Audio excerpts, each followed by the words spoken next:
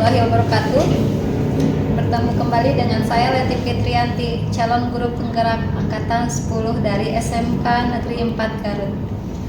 Kali ini saya ditemani oleh Bapak Kepala Sekolah saya yang bernama Dr. Andes Puji Santoso. Beliau adalah Kepala Sekolah SMK Negeri 4 Garut.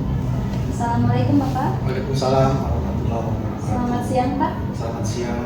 Apa kabarnya Pak? Alhamdulillah sehat selalu. Alhamdulillah ya Pak. Terima kasih Bapak sudah meluangkan waktu untuk saya untuk wawancara tentang pengambilan keputusan berdasarkan nilai-nilai kebajikan sebagai pemimpin. Ada beberapa pertanyaan yang akan saya tanyakan kepada Bapak. Apakah Bapak berkenan atau tidak? Salam benar. Baik, kita langsung saja pertanyaan pertama. Selama ini bagaimana Bapak dapat mengidentifikasi kasus-kasus yang merupakan dilema etika atau rujukan moral Pak? Ya, terima kasih. Jadi selama ini saya mengidentifikasi permasalahan yang ada di SMK Negeri 4 yang khususnya berkaitan dengan dilema moral.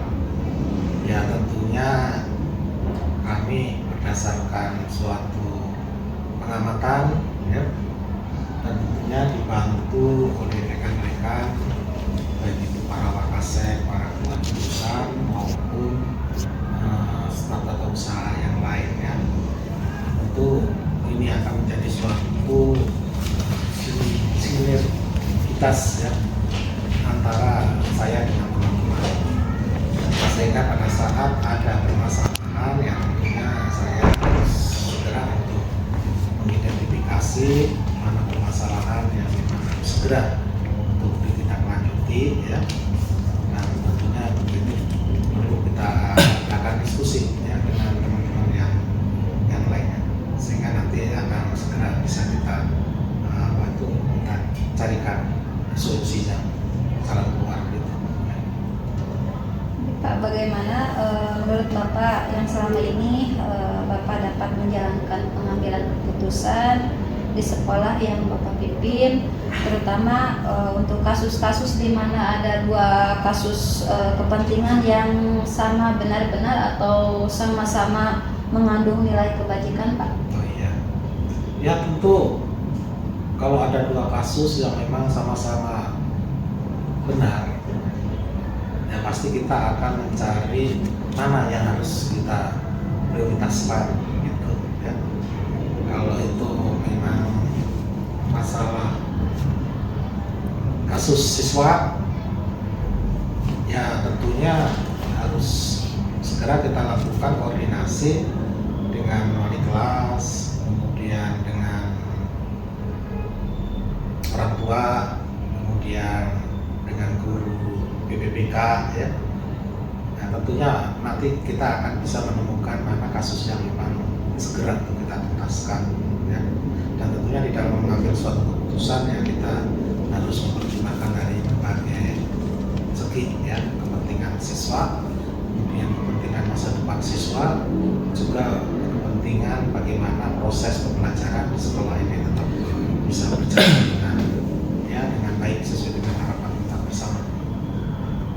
Baik Pak, kalau boleh tahu langkah-langkah atau prosedur seperti apa yang biasa Bapak lakukan selama ini? Ya, langkah-langkahnya tadi kita identifikasi dulu.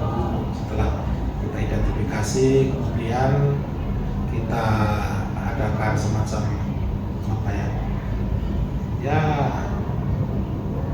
semacam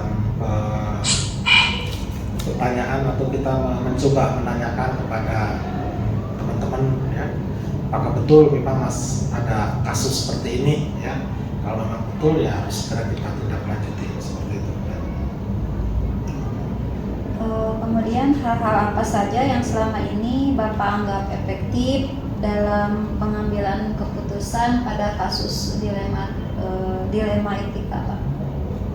Ya, supaya penyelesaiannya itu efektif, ya tentunya kita harus mencari sumber utamanya ya. Kita cari sumber utamanya dan juga harus kita cari fakta bukti yang nyata, sehingga keputusan apapun nanti yang kita ambil, kita akan mempunyai suatu dasar yang kuat, karena ini memang berdasarkan fakta, bukan berdasarkan ya kata orang gitu ya, atau isu atau apa dan sebagainya, kabar burung ya.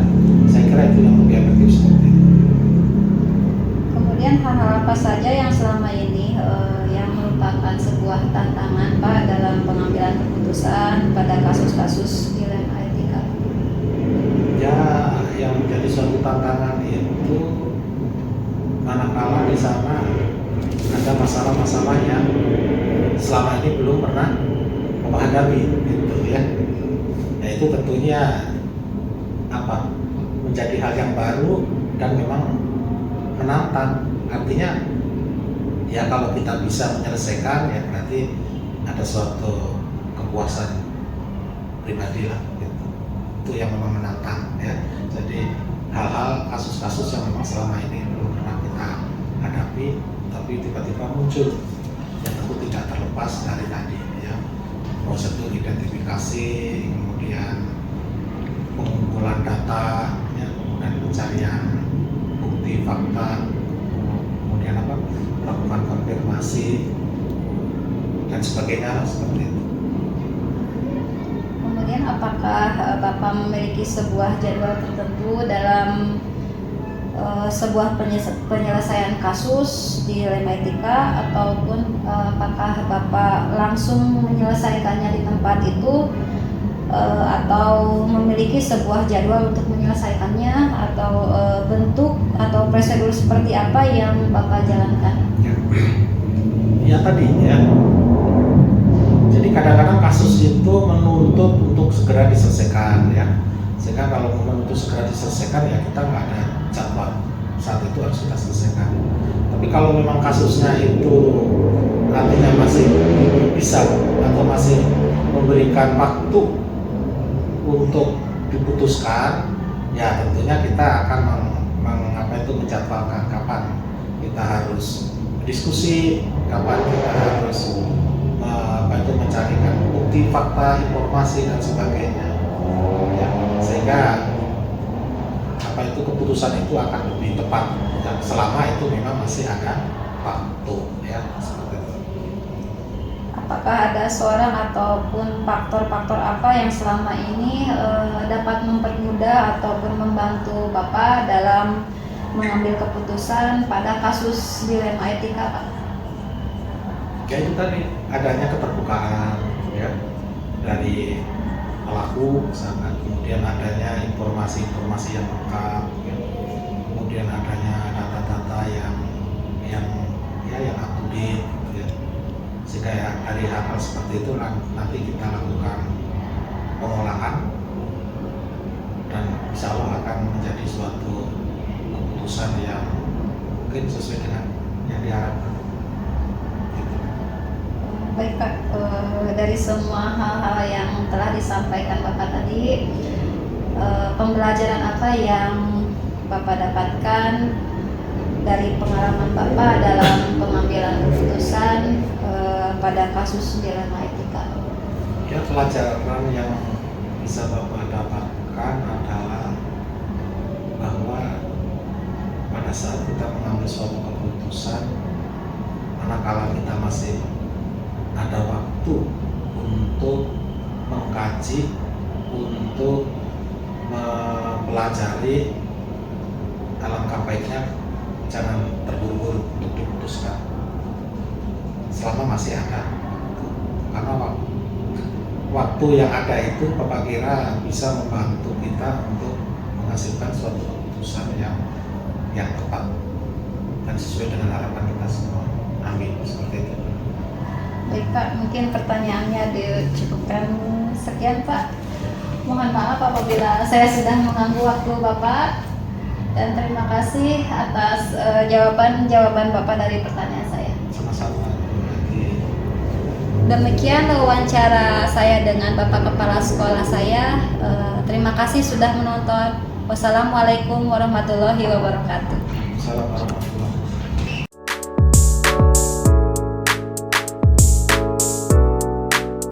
Assalamualaikum Assalamualaikum warahmatullahi wabarakatuh. Berjumpa lagi dengan saya Leti Fitrianti, calon guru penggerak angkatan 10 dari SMK Negeri 4 Garut. Kali ini saya tidak sendirian, saya ditemani dengan Bapak Kepala Sekolah dari SD Negeri 5 Situgede. Assalamualaikum Pak. Waalaikumsalam warahmatullahi wabarakatuh. Bagaimana kabarnya? Alhamdulillah, gimana sebaliknya? Alhamdulillah sehat Pak. Sebelumnya terima kasih banyak Bapak sudah meluangkan waktu untuk mengobrol-ngobrol tentang pengambilan keputusan berbasis nilai-nilai kebajikan sebagai pemimpin. Ya. Bagaimana Bapak tidak keberatan? Ya. Ya, Di sini ada beberapa pertanyaan yang akan saya tanyakan kepada Bapak. Langsung saja Pak ya. ya, siap. Oke, pertanyaan yang pertama mungkin selama ini bagaimana Bapak dapat mengidentifikasi kasus-kasus yang merupakan dilema etika atau bujukan moral?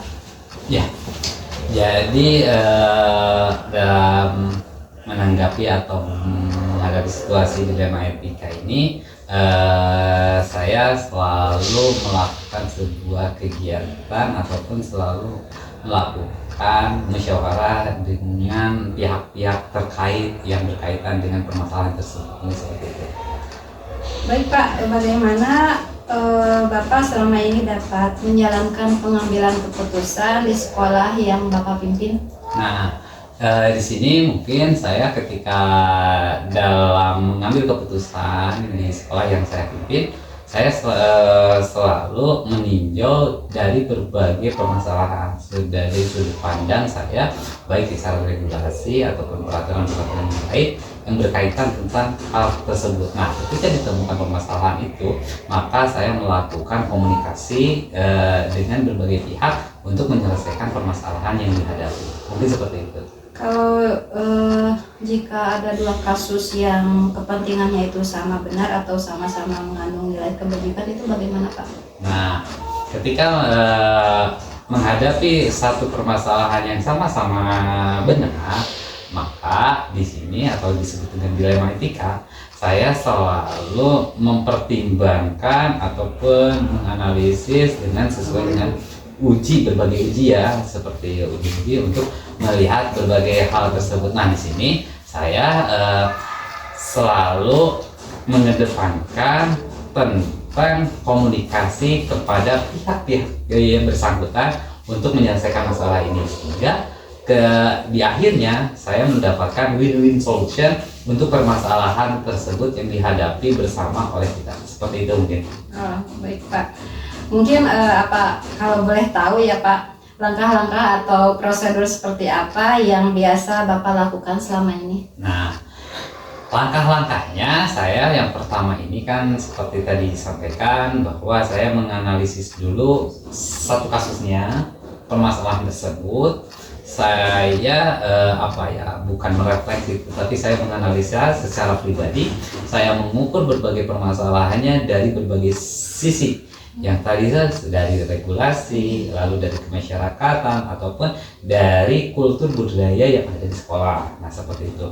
Nah, ketika saya melihat atau menyaksikan hal tersebut, permasalahannya secara jelas, maka saya melakukan langkah penyelesaian. Di mana langkah penyelesaian ini saya mengkomunikasikan atau memanggil orang-orang yang terkait hal seperti ini. Nah, di mana ketika sudah di sana saya menyampaikan berbagai hasil analisa saya kepada mereka yang menghadapi, lalu dikomunikasikan sehingga terjadi komunikasi dua arah. Nah, di sini mencari solusi yang disepakati bersama, namun tidak melanggar regulasi yang telah ada. Mungkin seperti itu.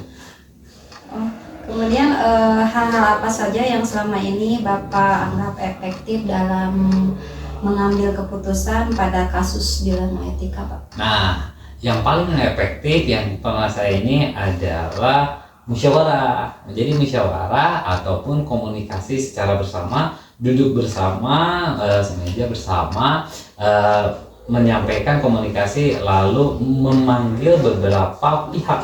Jadi musyawarah menjadi patokan atau tolak ukur keberhasilan menyelesaikan permasalahan yang dihadapi, khususnya dalam seperti permasalahan dilema etika tersebut. Seperti itu. Kemudian hal-hal apa saja yang selama ini yang merupakan tantangan bagi Bapak dalam mengambil keputusan pada kasus-kasus dilema etika, Pak? Ya. Dalam hal-hal tantangan itu adalah satu pola pikir ya, pola pikir, paradigma, cara pandang seseorang terhadap satu kasus yang dihadapi. Terkadang kita banyak dari orang itu ketika dalam permasalahan itu mereka selalu menganggap bahwa cara pandang mereka ini adalah yang terbaik. Iya. Padahal cara pandang tersebut belum tentu ketika dikesampingkan dengan regulasi, Iya. ketika disandingkan dengan kultur budaya. Nah, yang berat itu adalah menyamakan persepsi cara pandang yang sama tentang satu permasalahan sehingga keegoisan dari seseorang itu bukan yang dominan dalam menghadapi permasalahan. Mungkin seperti itu. Kemudian apakah Bapak memiliki sebuah jadwal tertentu dalam sebuah menyelesaikan kasus tersebut yang mengenai dilema etika? Apakah Bapak langsung menyelesaikannya di tempat tersebut atau memiliki sebuah jadwal untuk menyelesaikannya? Kemudian bentuk atau prosedur seperti apa yang Bapak jalankan selama ini? Nah, dalam hal menangani atau menindak permasalahan tentang dilema etika ini, saya lihat dari sisi sebuah permasalahannya. Apakah permasalahan ini langsung ditindak atau langsung diselesaikan pada hari itu atau menunggu momen? Itu dilihat dari berbagai kasus. Apakah ini harus selesainya sekarang ataupun nanti, sehingga keefektifannya ini akan tercapai. Nah, salah satunya saya kebetulan di sekolah itu mempunyai sebuah program ini adalah sebagai antisipasi terhadap permasalahan yang akan dihadapi ataupun sebagai program di mana alat evaluasi untuk menyelesaikan permasalahan yang telah dilewati. Nah, pertemuan terjadwal ini, terstruktur ini biasanya saya lakukan itu di seminggu sekali, atau kalau dengan berbagai kesibukannya tidak tercapai, maka minimal dalam 1 bulan sekali itu dilakukan rapat di sekolah untuk mengevaluasi berbagai program yang telah dilalui dan merencanakan program yang akan dicapai. Mungkin seperti itu, sehingga di sana bisa menyelesaikan berbagai permasalahan seperti dilema etika yang tadi ditanyakan. Mungkin seperti itu. Baik Pak, apakah ada seorang ataupun faktor-faktor apa yang selama ini mempermudah atau dapat membantu Bapak dalam mengambil keputusan dalam kasus dilema etika tersebut, Pak? Tentu saja ini banyak yang sangat mendukung untuk penyelesaian ini, diantaranya guru, orang tua siswa, komite, dan warga sekolah yang lainnya. Nah, di sini ketika penyelesaian ini, kebetulan kami juga selalu melakukan komunikasi dengan orang tua siswa yang dilakukan hampir 3 bulan sekali. Nah, di sana peran mereka ini sangat begitu berarti, memberikan kontribusi, masukan, saran kepada sekolah sehingga permasalahan di sekolah itu bisa diselesaikan secara bersama. Mungkin seperti itu. Baik Pak, dari semua hal yang Bapak sampaikan tadi ya Pak, pembelajaran apa yang dapat Bapak petik dari pengalaman Bapak dari dalam mengambil sebuah keputusan dilema etika, Pak? Ya, mungkin dari tadi yang disampaikan, yang saya dapat pelajari bahwa persuasi atau komunikasi itu sangat begitu berharga dalam menyelesaikan berbagai hal, tentunya dengan berbicara, dengan menyampaikan, dengan mendengarkan.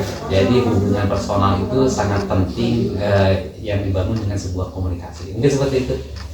Baik Pak, mungkin pertanyaan saya dicukupkan sampai saat ini Pak, mungkin. Siap, sama. Nanti kita lanjut lagi untuk ngobrol-ngobrol. Terima kasih Ya, Bapak. sama-sama. Mohon maaf apabila mengganggu waktu Bapak, kesibukan Bapak. Siap. Saya akhiri saja. Terima Iya. kasih. Wassalamualaikum warahmatullahi wabarakatuh. Waalaikumsalam warahmatullahi wabarakatuh. Demikianlah wawancara dengan Bapak Kepala Sekolah dari SD Negeri 5 Situ Gede. Wabillahi taufik wal hidayah. Wassalamualaikum warahmatullahi wabarakatuh. Waalaikumsalam warahmatullahi wabarakatuh. Teng teng. Teng teng.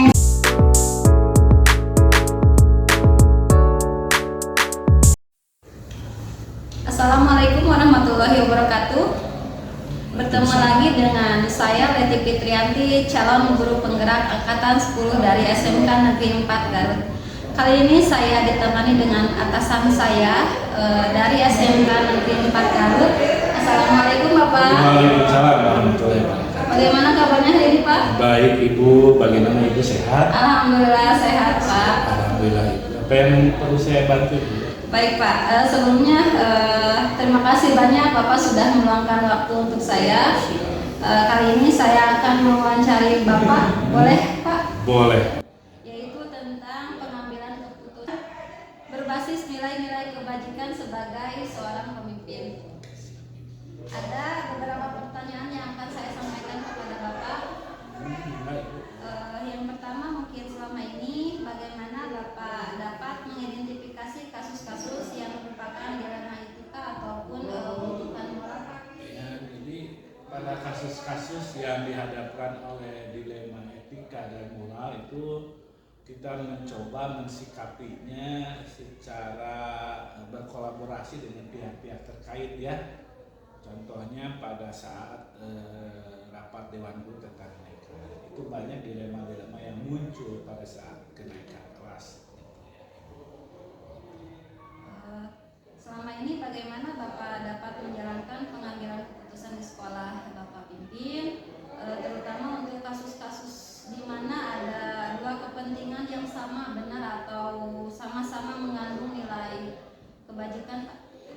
Oke, karena dua-duanya sama ya nilai-nilai kebajikan, tetapi kita harus mengambil keputusan ya Bu ya. Walaupun dua-duanya benar, terus punya dasar pemikiran yang masing-masing punya dasar pemikiran yang baik, tetapi kita harus memutuskan salah satu keputusan yang harus kita ambil. Ini diantaranya adalah suatu kebijakan-kebijakan dan pemahaman tentang prinsip-prinsip nilai keputusan yang bisa diambil. Seperti kita katakan ada 4 dilema ya, ada 9 langkah dan ada 3 paradigma ya, 3 prinsip ya.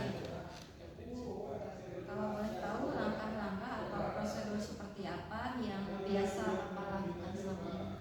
Langkah-langkahnya adalah pertama mengidentifikasi masalah yang muncul ya Bu ya, dengan melibatkan berbagai pihak, contohnya guru, wali kelas, koordinator BPBK, ketua jurusan, wakil kepala sekolah, bahkan orang tua siswa, dan yang paling utama adalah muridnya itu sendiri.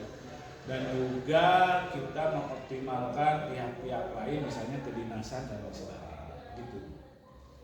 Hal-hal apa saja yang selama ini Bapak anggap efektif dalam pengambilan keputusan pada kasus dilema itu? Ya, di antaranya yang efektif itu tatkala kita mengoptimalkan keterlibatan pihak-pihak terkait dan kita coba untuk mengambil keputusan yang bisa mengoptimalkan keberpihakan pada murid. Baik Pak, hal-hal apa saja yang selama ini merupakan tantangan dalam pengambilan keputusan pada kasus-kasus dilema itu? Tantangannya itu adalah satu koordinasi ya, yang kedua adalah waktu, yang ketiga adalah kodrat zaman sekarang ya Bu ya. Di kodrat zaman sekarang yang serba akseleratif dan digitalisasi ini kan sangat signifikan ya terhadap tantangan yang harus kita hadapi. Karena ada suatu masalah itu dalam 1 hari, 1 menit itu sudah beredar di berbagai media sosial ataupun pihak-pihak ya begitu. Itu adalah suatu tantangan bagi kita. Kemudian apakah Bapak memiliki sebuah jadwal tertentu dalam sebuah penyelesaian kasus dilema etika? Apakah Bapak langsung menyelesaikan di tempat tertentu yang memiliki sebuah jadwal untuk menyelesaikan